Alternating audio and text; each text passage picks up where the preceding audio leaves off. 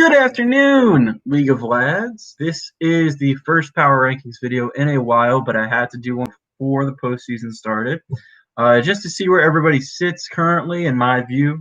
And we'll give just a good outlook at these playoff potential rosters. Only one team is clinched, and I'll tell you more about that tomorrow on Saturday. But yeah, let's just get these going. Congratulations to East, who I'm pretty sure is clinched at 9 wins. Yeah, let's just get to it. It's been a great season. Let's enjoy these power rankings video. The first one probably in about a month. We dealt with Thanksgiving and a lot of COVID with cancellations. So let's just like do a refresher right here, just to see where we're at. There's obviously going to be a lot of changes. And yeah, I'm just going to evaluate these now, and then I'll probably do one more video at the end of the season just to see where people sit in terms of keeper value. I did not do that yet. So right now, number 8, I'm going to change the numbers on these. Number 8 is JG, sitting at 2-11, the Blacked Out Eagle. I have his team loaded up here on the Marcus machine, which is really just an iPhone 8. Okay, so also every team gets a new nickname. I have not done nicknames in a while, and they deserve you guys deserve some recognition. So number 8, the Blacked Out Eagle, pretty awful, 2-11 right now. Led by Watson, who had a much stronger, second half campaign. I wonder if Drew wanted him instead of Danger Russ. These running backs are pretty shoddy with Melvin Gordon and Clyde Edwards-Helaire. The receivers are substantially weak compared to other teams, but there are some gems in there, I must admit. Juju Smith-Schuster has become a possession receiver. Jarvis Landry has been a revelation in the last month of the season, right before fantasy playoffs. Christian Kirk has had his good stretch. And then our first nickname from the Bills. Every year, you're just going to see this guy on the waiver wire. You'll pick him up. You'll be the smart one to do it. And he will give you the best chance at a superstar just right off the bat. And that is Cole Beasley. So his nickname, you're looking at the free agent, the waiver wire list. Give me Cole. Santa Claus. I want a really good receiver who's a free agent in week 11. I need to find someone to save my season. Give me Cole. What? You don't want me to get, Cole's kind of a bad thing to wish for my stocking. I don't care. Give me Cole. Give me Cole Beasley. He's going to be a stud. Right now, he is averaging 15 points a game on the season. There's some crazy stat. Let me pull it up that I saw on Twitter. He has been amazing with Josh Allen in the second half. Cole Beasley. Cole Beasley has more receiving yards this season than A.J. Brown, more receptions than DK Metcalf, more yards per catch than DeAndre Hopkins, more touchdowns than Julio Jones, and more 100-yard games than Tyreek Hill. He's been outstanding under the radar, and he's just going to be a really good keeper. Anybody else in this team of note? Absolutely not. The bench is trash. You lost J.R. Jr. To suspension and OBJ to injury, so you're stuck at 8. Number 7 is Noom at 3-10. I got to see this team very well last week, considering it was a bye week for Noom and the Bucs were off. But this has been a pretty good second half team because the Bucs have been putting things together. You've got Mike Evans and Chris Godwin and Ronald Jones and Leonard Fournette and Tom Brady and Antonio Brown. Pretty good core, but the best players by far have been Allentown, newly acquired quarterback who I just mentioned. He should probably start. I don't know. He's got a bad matchup with Pittsburgh, but he is the clear number 1 over Brady, at least how I rank this. Antonio Gibson, who I traded, has become an insane RB1. And, of course, the new nickname comes from the keeper, big keeper, midseason acquisition from Drew, Jetpack Jefferson. Justin Jefferson has been the unquestioned number one rookie wide receiver this year. He's been outstanding. He has a 27, a 26, a 16, and a 21 in his last few weeks, clearly taking over the Stefon Diggs role and relishing it with Kirk Cousins. He's been outstanding. So JG goes down one for my last, and Noom is up one. And then down two from my last about a month ago is Drew, who is still obviously in playoff contention. He is 8-5.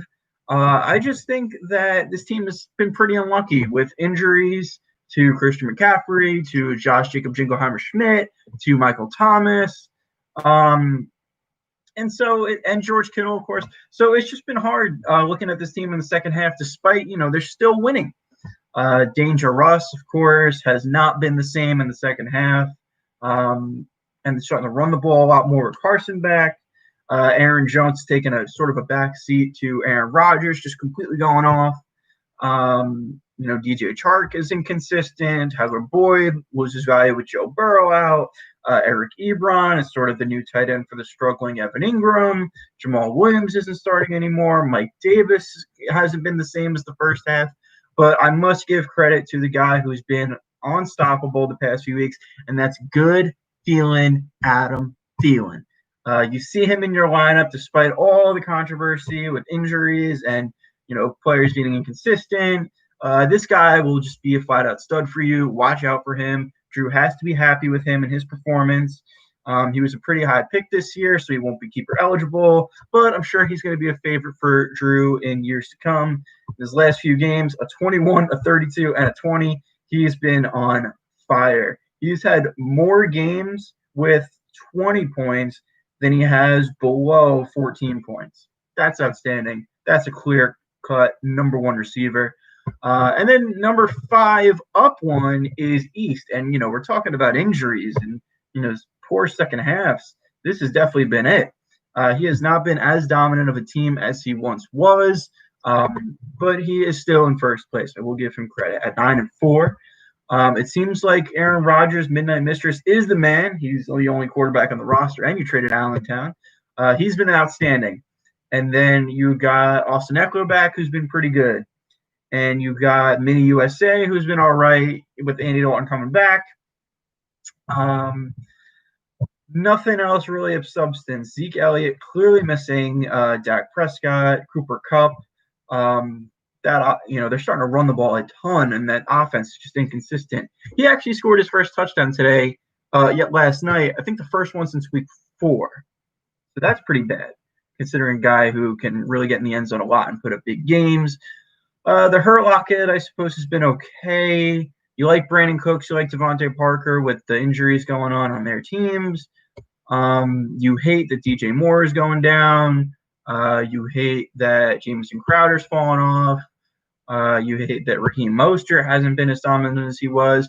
But I will give you credit. Going into the playoffs, you will have a top 3 tight end. This is Hercules, TJ Hockenson, absolute big-ass stud.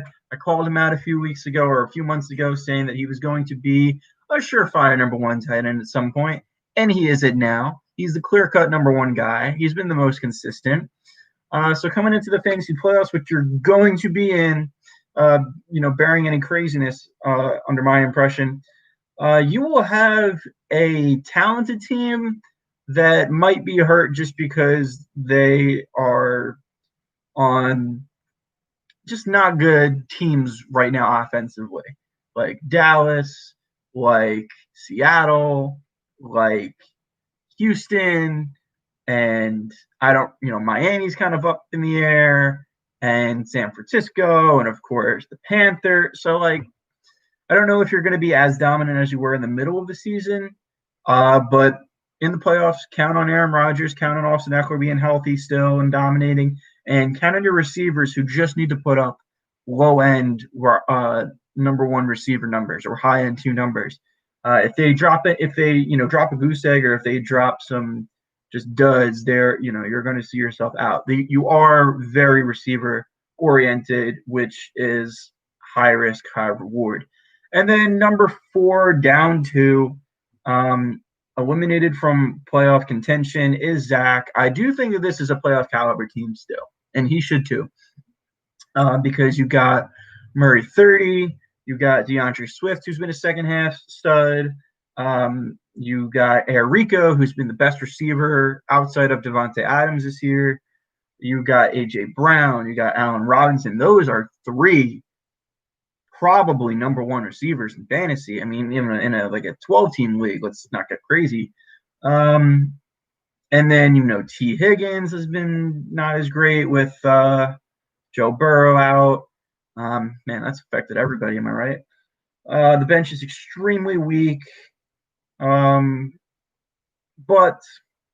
you do have really good receivers. Miles Sanders fell off, but you like DeAndre Swift picking it up. And then Derrick Henry's been needed a nickname, honestly, since week 1. Back from 2019, the Hess truck. Just everybody's favorite toy come December. He's just an absolute battery ram. He is an absolute stud, just running up the field, and he's a one-man offense. He really is. And we'll see how he does in the postseason, but not in the LL postseason. You got to start thinking about keeper value. But hey, you got great receivers. You got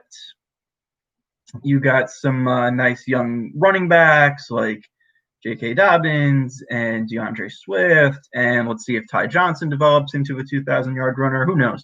But Zach unfortunately missed the playoffs with a caliber team. Just, I think, a lot of inconsistency. It seemed like Murray and Henry weren't clicking at the right time, and then you had A.J. Brown get hurt, and then you had Miles Sanders get hurt, and Rob Gronkowski bouncing off, and just wasn't, and of course Hollywood Brown, who I don't think is on your team anymore. And then number 3, down 2. I was at number 1. Now I'm at 3. I can't believe I was at number 1 a month ago. I think I'm still a pretty solid team. I think I'm like second in the league in scoring. I love Patrick Superstar, who's been a top 3 quarterback. I have the number 1 running back, who's more points than Kamara this year now. Recipe Rush, been an absolute beast. My RB2 right now has been Wayne Gallman, who I picked up and has been Saquon Barkley-esque in fantasy. I'm not getting ahead of myself. He's been good. And I do have running back depth, David Johnson. We'll see if I'll play him in the playoffs. Hopefully I'll be in them. I have James Conner, who had COVID, and he hasn't been as great in the second half. And then I picked up Cam Akers, who I benched yesterday, but hopefully I get to use him in the playoffs. He'll probably be my number 2. So I have a lot of running back depth. I have 2 amazing receivers in D-Generation Metcalf and Disney Channel. Julio Jones just has been riddled with injuries all year long. I do like Deebo Samuel, and my new nickname comes in here, Brandon Ayuk. If you look, his numbers, no matter COVID, breaking up his consistency or whatever, he has put up in the last 4 games that he's actually played, and that includes 3 weeks where his team didn't play or he had COVID or was on the COVID list. A 20, a 20, a 23, and a 17. Absolute stud. Ayuk kidding me? Are you kidding me? That is his nickname, Brandon Ayuk. I would love to play him in the playoffs. CeeDee Lamb has not been great. And then I got Curtis Samuel, who was on the COVID list as well. I like my tight ends. I got a rotation, whoever's hot. Mark Andrews at some point. I played Robert Tonyan last week. I played Aiden Hurst for a little stretch. So I certainly have depth. I have top-tier guys in the quarterback, running back, receiver positions. I just don't know if I'm going to be able to beat the teams ahead of me. And, hopefully I'll make the playoffs. I don't know if I'll be able to put up as consistently strong numbers as the guys ahead of me who clearly have stronger talent at other positions. My team has been struck with injuries and has been probably the worst hit with COVID, considering Connor and Andrews and both of the Niners receivers, and then I got David Johnson with concussion and Julio Jones. Enough about my team. It's third. It's 8-5, and it will very likely be in the playoffs. and they got to be a title contender considering the three best players on the team are top three at their position on the year. And then number 2 up one is Lebby, who is 8-5. I give you a lot of credit. You've been a top team most of the year and picking up key wins in the late season. You stuck with Lamar Jackson despite a little questionable Mitchell Trubisky start last week. Lamar Jackson seems to be back in the fold and mold. I don't know what I'm trying to say there. He is healthy. He seems like he's going to be a starting caliber quarterback with the team in a big playoff push. Kamara and Chris Carson, as I'm looking, they got to be the best, RB1, RB2 combo right now, considering they're both healthy and both studs and clear-cut RB1 material. The receivers have not been as dominant as they've been, but there's still a lot of good depth on this team where they can definitely make it work in the playoffs. And I'm looking at Corey Davis, who's been great, Bobby Trees, who's been pretty consistent, and Terry McLaurin, who's been a beast despite the quarterback change. Robbie Anderson's Serper has fallen off a little bit, but he's still a starter for you. And then I think, and Chase Claypool, but the best guy has been Calvin Ridley. Happy Hanukkah, by the way, to the Jewish folks out there. He is the Riddler on the roof. Calvin Ridley, always been a stud in the past 3 seasons. He is the clear-cut number 1 guy. You're counting on him to put up a 20 when you hopefully make the playoffs. And he will just be the most dominant guy of your 3, 4, 5 really good receivers. The best guy on the team, outside of Kamara Onana, the best receiver on the team has been Pastor Road Travis Kelce. I think he's having, maybe outside of Gronk or Gates a few years, he's probably having the best or one of the best tight end seasons of all time. I think he's on pace to beat George Kittle's yardage record. Don't quote me on that. And then out of nowhere, David Montgomery, one of the worst running backs in football, has been an absolute stud. He has put up a 27 and a 25 in his last 2. That's got to make him the best running back in the last 2 weeks. He's going to get to start in the playoffs, and this team just needs to play its depth right and hope for a strong quarterback production.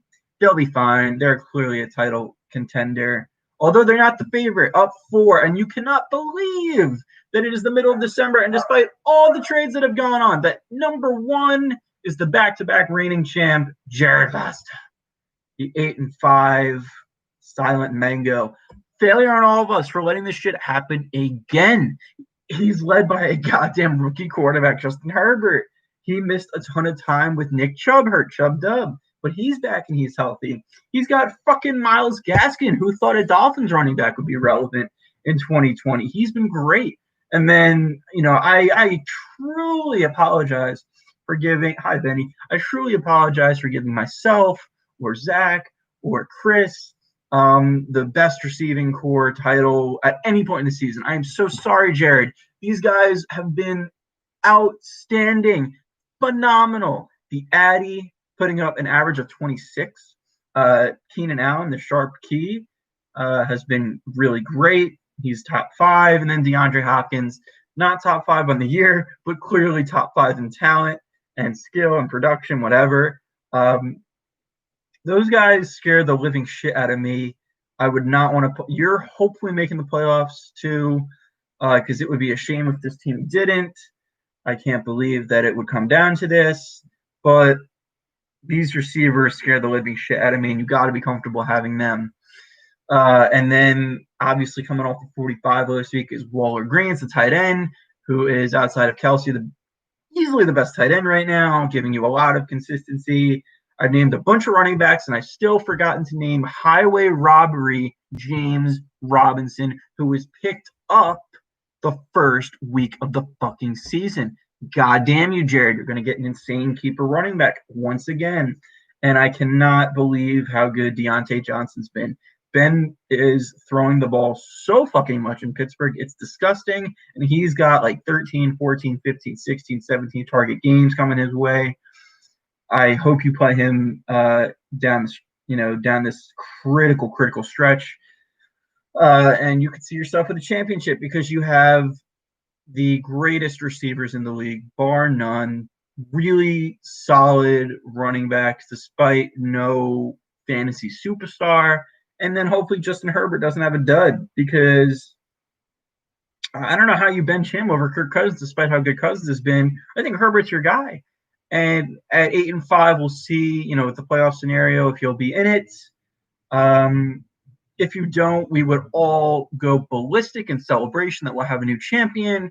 But going into the fantasy playoffs, you will have the best team whether you are in it or not. And you were up 4 from a month ago. You, I think, started 4-0. Now you're 8-5, so there's obviously some regression, but right now you're a stud. You are the highest scoring team in the league. Congratulations for doing it again with a bunch of rookies, and your strategy of drafting a ton of receivers early certainly paid off. So number 8, JG. Number 7 is Noon. Number 6 is Drew. Number 5 is the 9-4 first place East. Number 4 is the out of playoffs Zach Ryan. Number 3 is me. Number 2 is Levy, who's been in the top 2 like all the season. And number 1 is Rad, the back-to-back, the reigning champ, the silent mango. If he wins 3 in a row, we really got to punch ourselves, all of us consecutively, in the face. We just got to take turns knocking each other out. That is the last regular season power rankings video. I hope you enjoyed it. I have a lot of energy. I'm happy it's Friday. I hope you guys have a great weekend. And good luck to all. Set your lineups. The fantasy playoffs depend on every single matchup this week in terms of seeding and who makes it. I hope you guys all have a very happy holiday if I don't see you until Christmas. And happy Hanukkah to the Jews in the league, including myself. And that is it.